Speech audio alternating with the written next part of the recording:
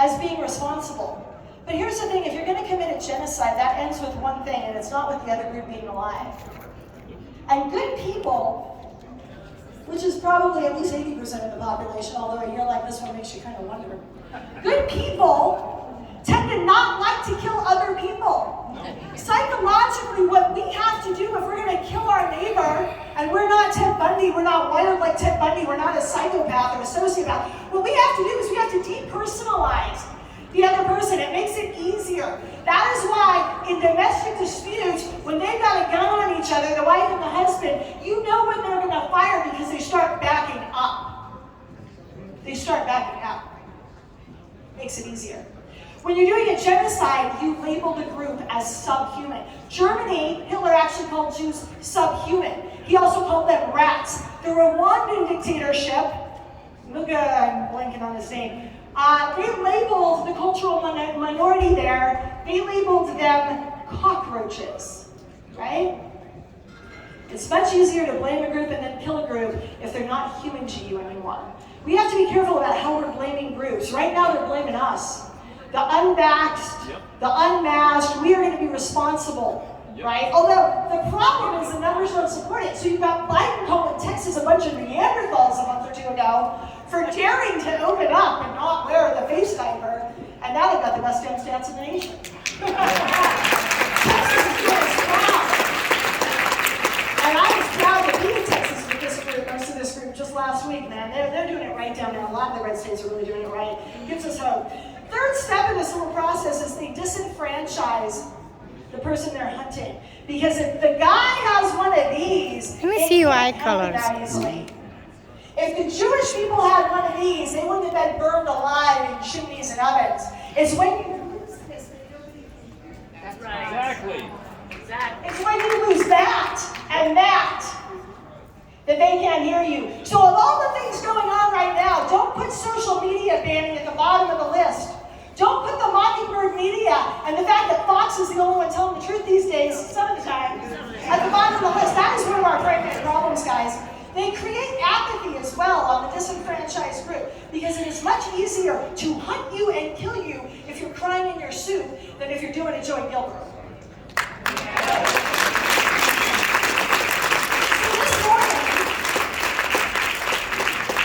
This morning I woke up at 4 a.m., got in the car to drive here with my husband, started cruising some headlines, and somebody sent me a little news article that said, now that we beat down Orange County and got them to not do a digital passport, because thank you very much, we're not dogs, we don't wear dog collars in America. And I knew that this was going to happen. Because last year, Orange County did a mask mandate, they were one of the first. And we beat them down. I got rid of that no-fly zone.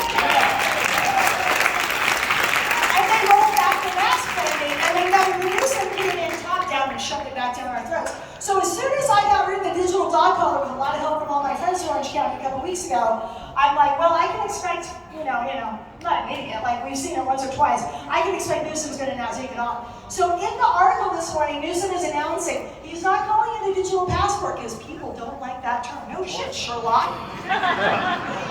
Anybody who didn't sleep through Nazi Germany in World War II in their history class knows that it started with special passports for the Jews. Show your papers or you don't get to go somewhere. So they're staying away from the digital passport plan, but Newsom is saying he's going to do it all again from the top. He is going to turn us into Nazi Germany, a state of 40 million people, a state that's bigger geographically than most countries. And so I went, I'm so tired. And I looked at my husband and I'm so tired. He's like, all right, next.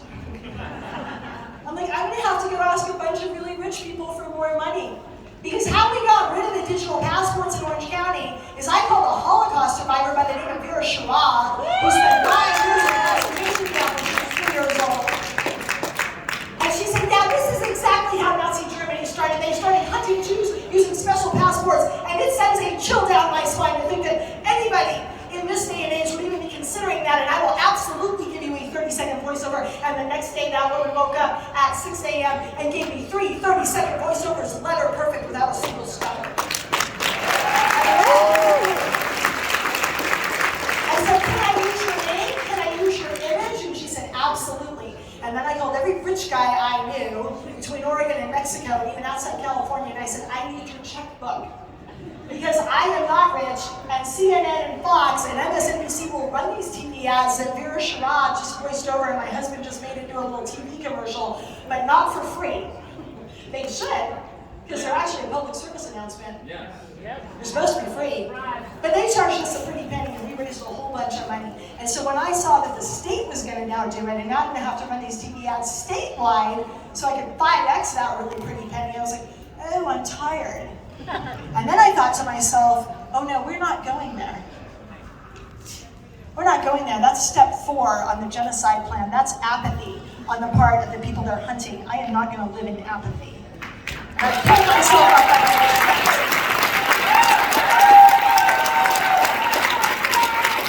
the final step is they mark you.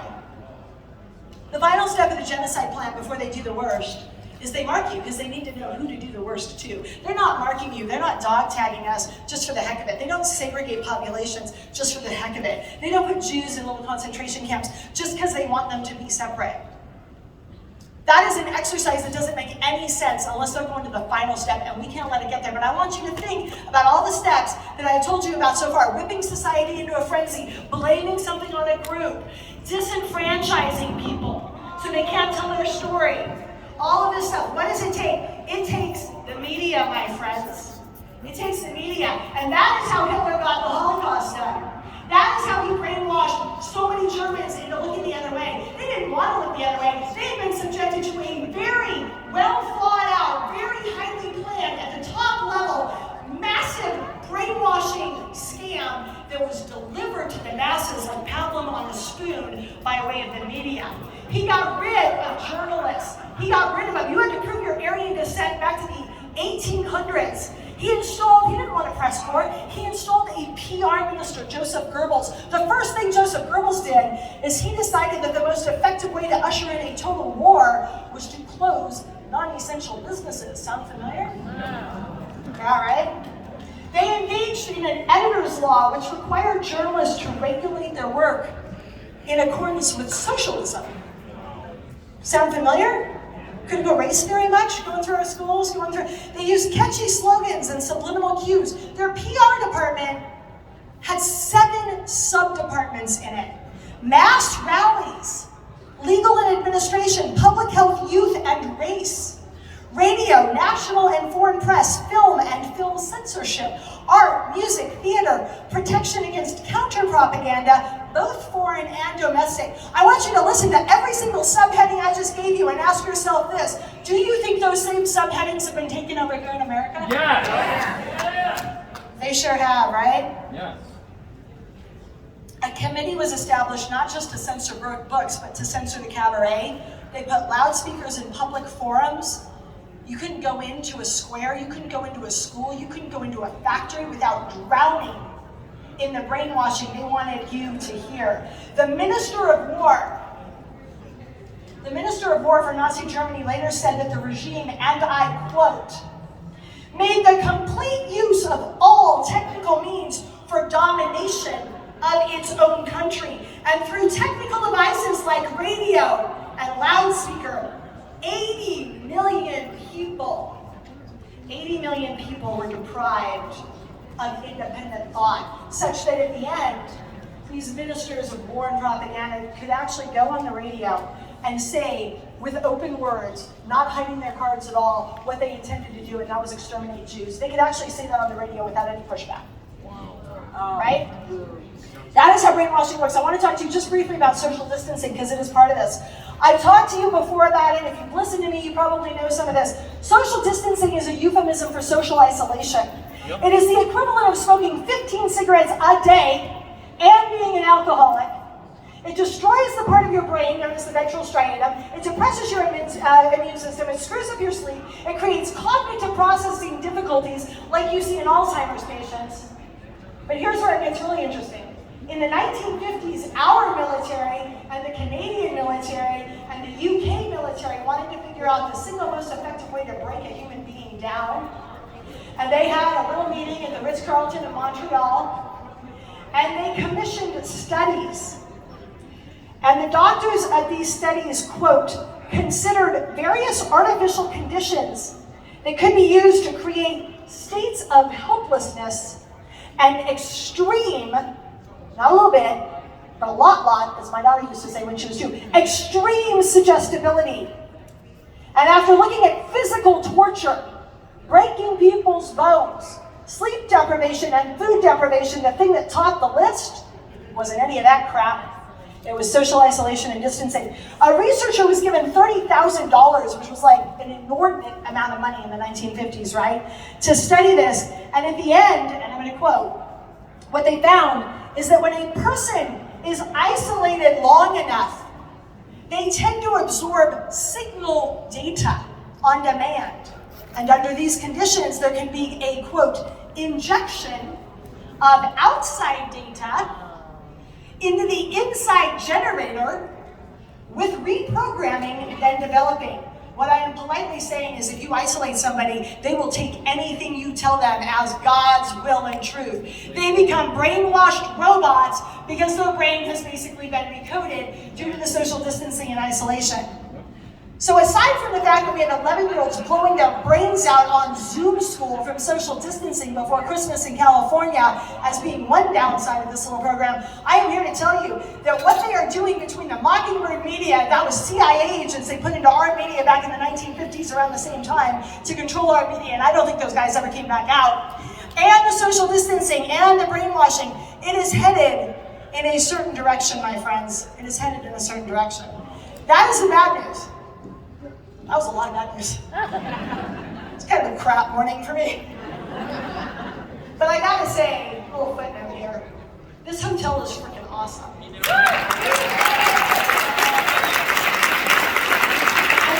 guy who probably doesn't want me to name his name by the name of Shane. You know the game of telephone where you're like, I'm gonna say the word Jack, and then like, comes out the other end, right? I think it was something like that. They were doing their best, we were doing our best. The room was set up for 100, and we were missing a 0. And we figured it out like an hour before you guys got here. Yes, you like, did. We love like you. 9:45. And the hotel, this guy named Shane, made it go right. And a bunch of patriots who got here early, and me and some of the speakers were humping and jumping and getting chairs out. So if you haven't had a drink at the bar yet, go get a drink at the bar. Go support this hotel. They are good.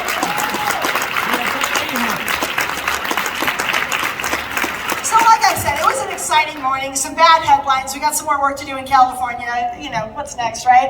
But we got this room right, and that's a start to a good day. You guys showed up. That's a real good start to a real good day. And now I want to end with how this whole pandemic is going to end. Because the Fauci ouchie is going to get exposed. And all the people like Fauci who are probably taking money from China are going to get exposed.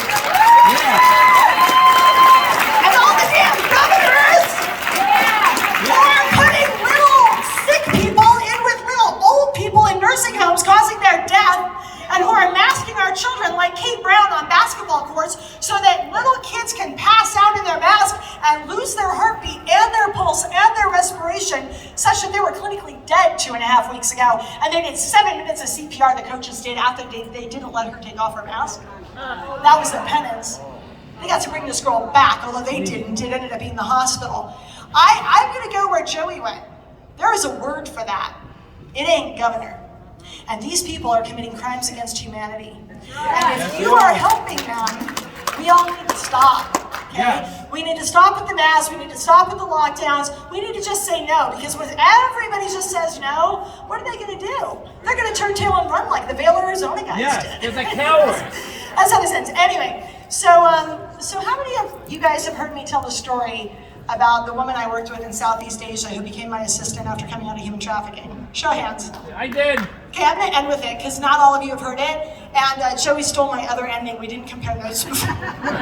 So I'm not going to say the exact same thing he did at the end, although I do want to run for governor, and I did want to talk about the oath, defending our country. You do California. I've been asked to run in California. I don't know.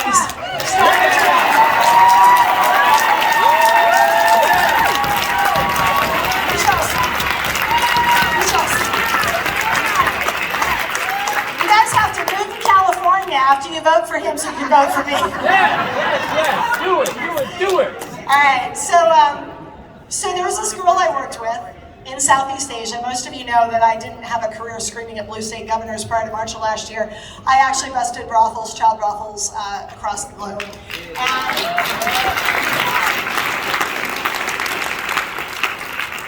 Human trafficking, just to add a little to your plate today because it's not already overflowing, is the second largest and fastest growing crime in the world because there's more profit in selling a 7-year-old to a sex buyer than there is in selling cocaine to addicts. So once we're done securing our country, first things first, we can't help them if we can't help ourselves. We need to go fix that. But that's what I was doing up until March of last year. And in 2013, when I first started doing this work, I got to Asia and they had hired me an assistant who used to be in the sex trafficking, the child brothel world. And she was supposed to be undercover, and she was supposed to be my secretary, and I was super confused because my undercover guys look like a Scott McKay's Navy SEAL guys, the bodyguards. My Asian secretaries do not usually look like Navy SEALs. I was just all kinds of like, what? This is all the same person? So she walks in one day, very nice girl, but a fighter. That girl was cut from the cloth Joey's cut from and that I'm cut from. And she walked in and she said, I want to tell you a story. I was 12 or 13 years old. My parents were having a fight, not an argument. And I went to get some air. I walked down the road and I sat down on a bus bench in rural Thailand where I was living. Her dad was Australian, so she spoke fluent English and Thai. And she said I was sitting there when a truckload full of young men came by.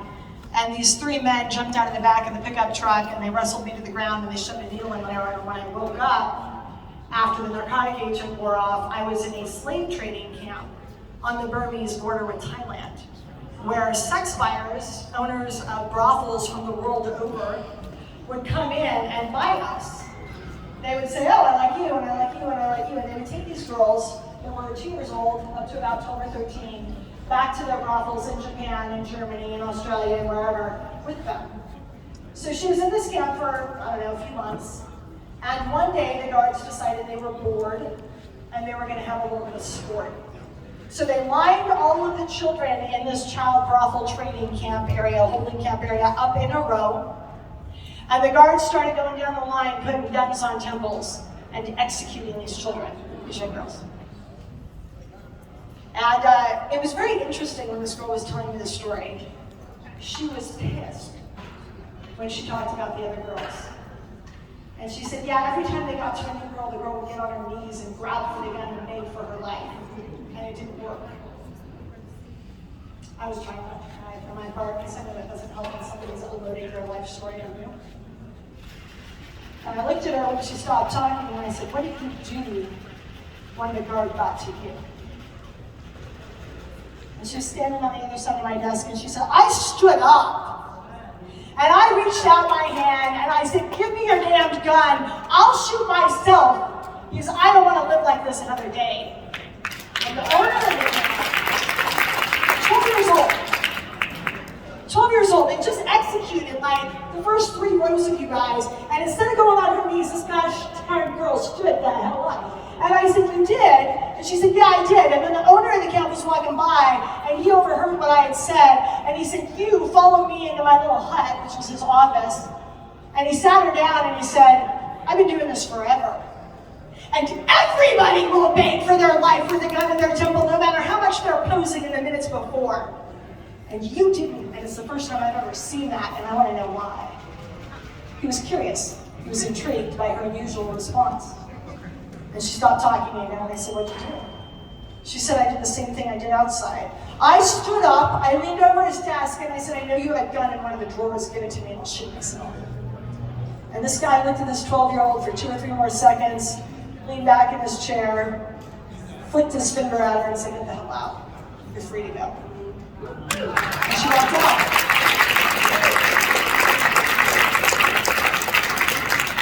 And I learned in a high-rise in Bangkok a lesson from my undercover girl slash secretary slash former sex slave that I have never forgotten. And it is more applicable today than I have ever seen it before in my entire life, and that is this. When you are looking at a gun that is about to do you in, proverbial, figurative, or literal, I don't care, you stand up! You stand up!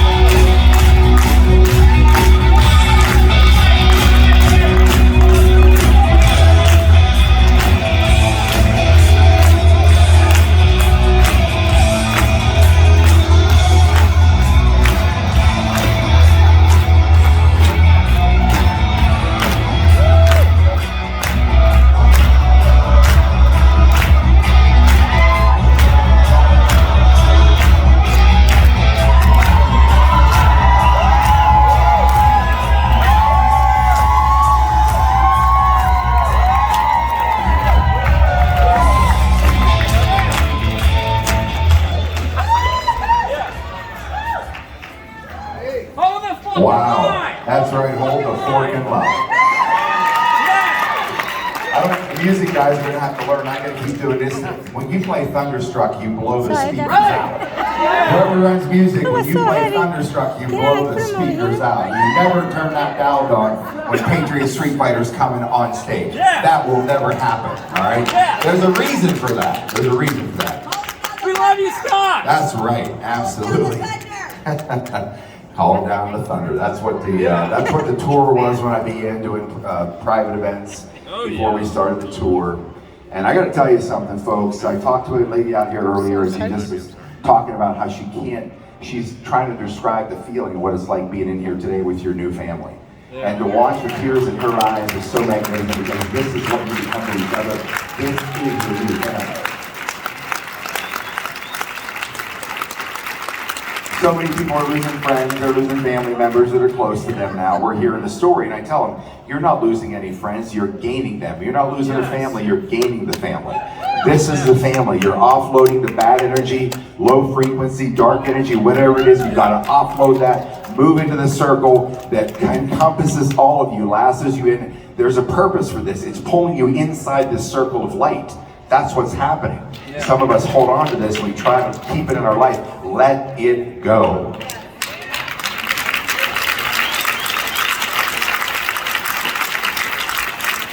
So I have to say that I always really look at the stage, because I've got prescription reading glasses. It's blurry here.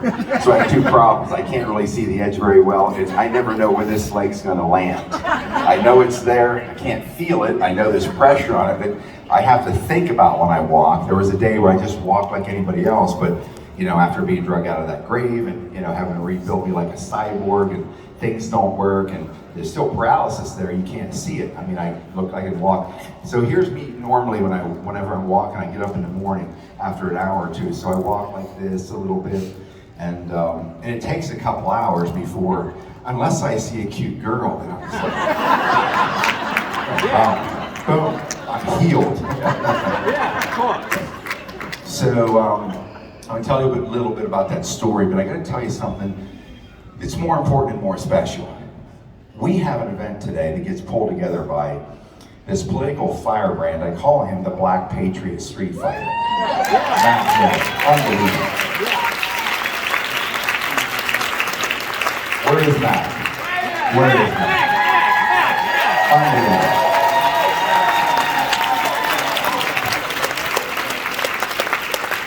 That's right. By the way, I should let you all know, the Patriot Street Fighter open bar is open, so just in case, whenever we're done here, we'll probably hang around out there, have a beer with you folks. We're going to do that. I'd like to do that for the hotel, let them know how special they are for making this event happen. Turn this thing around.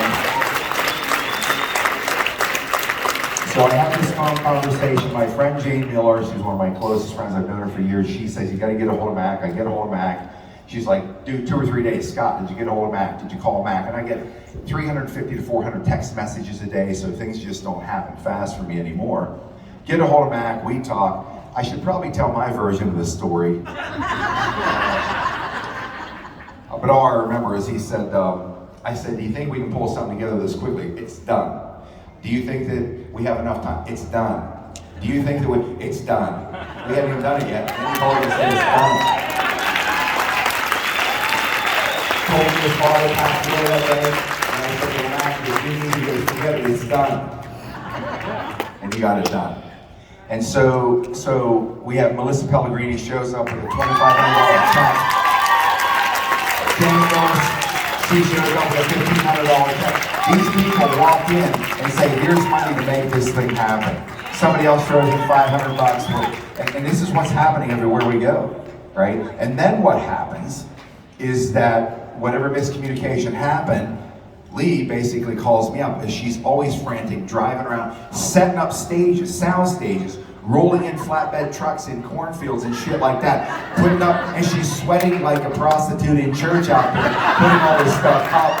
And I pull up in the bus and I'm like, holy Mary, Mother of God, look at this. Don't worry, I'm going to turn it into a meat locker, so when you come in to get dressed, everything's good. But that's what she does. She's rolling in today. This place wasn't set up when I came in last night at like 1 o'clock. And she asked me, so how's it all going? I was like, it's done. Then she calls me up and says, hey, 100 theater style seats, right? I'm like, what? And then the chaos began. But what does she do? Here's what Leigh Dundas does once again. She shows up here, gets into war mode, and she starts grabbing people, resources, all you people. This is why I wasn't worried. I couldn't do anything. I'm getting out of bed. I was trying to do a live stream at 2 a.m. And again, you know, this leg here is 1.5 inches shorter than the other one because it's been busted so badly and all this other. You know the dog you used to see walking down the street when you were a kid? And it was like jackknife, its ass was out to the side and walked that way? You're like, what the hell happened to that dog? Well, that's kind of how I am. So when I walk, I got to really think to make myself look like. And in the morning when my feet hit the ground, it's, you know, I walk around in my house with one sneaker on. You know, Goldilocks calls me Whitefoot. So I don't move very fast. I'm thinking, holy shit, what I'm gonna do? Here's Leigh again. I don't know, she found a telephone booth, popped out, has a cape on, buzzing around like a hornet, gets all this shit set up, and I walk in, I'm like, there's Patriot Street Fighters everywhere. It's incredible. No sneakers, no good job. That lady. And she said to me very much, she's so sweet and kind. I mean, I heard prior to me jumping on the tour, Leigh Dundas is a bitch. I can't stop kissing her cheek. She's adorable. And I'm like, what the hell are these people talking about? Oh, that's why I went my own direction. Now I remember. So I'm surrounded by incredible people. Quite honestly, all these people are well above my pay grade. I never dreamed I would be hanging around with Sasha Stone, who's already given me leaps on my spiritual spectrum. Unbelievable. You know, and we've got Dr. Sandra Rose Michael. This woman is protected by the military, has high-level med-tech technologies for decades.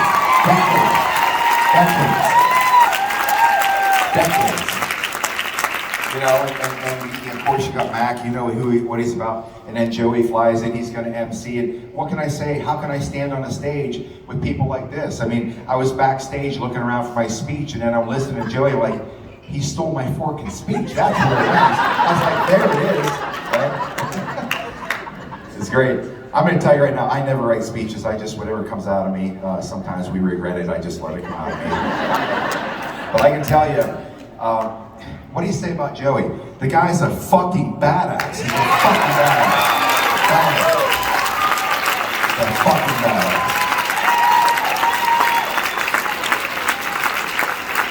So I'm here listening to this. Yes. Yes, I normally deploy Patriot Street Fighter language so I don't get kicked off of Revolution Radio. And that all started because one day I looked into a camera and I was talking about these shills or whoever was saying whatever. I was like, you know what? Go fork yourself. And it came out, go fork yourself went global. Global. Hold a fork. And this was the day on Inauguration Day when it actually happened. People went nuts. And they're attacking me, and I've always said, I don't know what's going to happen. It's the greatest show on earth. I'm just watching. I don't land on dates. I don't land on timelines. I just know the cabal's going to get their forking asses kicked. They're going down. They're going down.